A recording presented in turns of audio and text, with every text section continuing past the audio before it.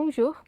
En tenant compte que les températures extrêmes sont déjà une réalité et que les projections montrent que les périodes de canicule seront chaque année plus fréquentes, plus intenses et plus longues, on a aujourd'hui le défi de trouver des façons d'atténuer cette surchauffe urbaine, principalement quand on remarque que la stratégie la plus utilisée aujourd'hui, la végétation, elle soulève encore pas mal de questions par rapport à son efficacité, principalement quand on travaille avec la combinaison de différents types de végétation et aussi différents scénarios d'irrigation. Dans le cadre de ma thèse, je travaille avec la stratégie de végétalisation irriguée dans des jardinières. On travaille avec l'échelle d'un roux et comment, avec ces stratégies, on arrive à varier les indices de confort thermique ou TCI, Universal Thermal Climate Index.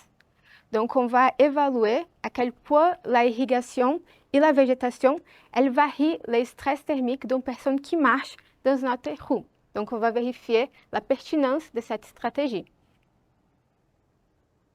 L'approche expérimentale repose sur la simulation d'un canyon urbain. Donc, ici sur notre site, on a mis en place, avec l'appui de toute l'équipe optimiste pendant l'été de 2022, 7 sites expérimentaux où on simule l'effet de deux types de végétation. Donc, dans un côté, le côté nord, on a des jardinières avec des plantes grimpantes et de l'autre côté, on a des plantes arbustives aussi dans des jardinières. Ce dispositif il est basé avec un maille de haute résolution avec des capteurs dans l'air et aussi dans le sol.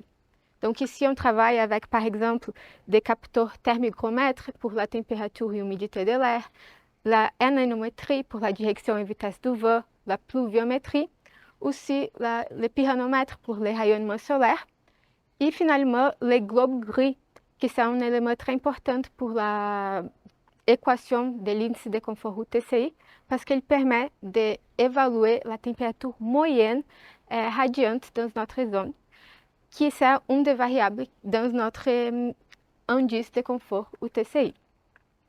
Donc, cette expérimentation avec tous les éléments qu'elle apporte, elle permet qu'on vérifie l'échelle spatiale et temporelle de propagation des flux. Donc, on essaie par exemple d'évaluer l'effet que l'irrigation a dans notre zone. Quel est l'état de duration de son effet, jusqu'à quel point on peut sentir un effet de l'irrigation, aussi des différents types de végétation, des différents types de matériaux, et des éléments aussi climatiques, comme la vitesse et direction du vent, rayonnement, pour vérifier quels sont les éléments d'ordre 1 dans cette problématique d'étude. Les expérimentations, ils apportent des éléments et des réponses plutôt liés à des conditions de l'expérimentation. Donc, ce n'est pas possible de généraliser directement les résultats de notre expérimentation. Par contre, on augmente notre connaissance par rapport à la thématique et aussi, elle nous donne une riche base de données pour après valider notre modèle numérique. Une fois qu'on a des modèles numériques avec une bonne précision, on peut généraliser les résultats. Une fois qu'on peut tester différentes configurations de la géométrie, par exemple, de la zone d'étude, aussi on peut tester différents types de végétation et de positionnement de végétation, régime d'irrigation, pour évaluer les effets de ces stratégies pour les conditions climatiques locales et aussi futures.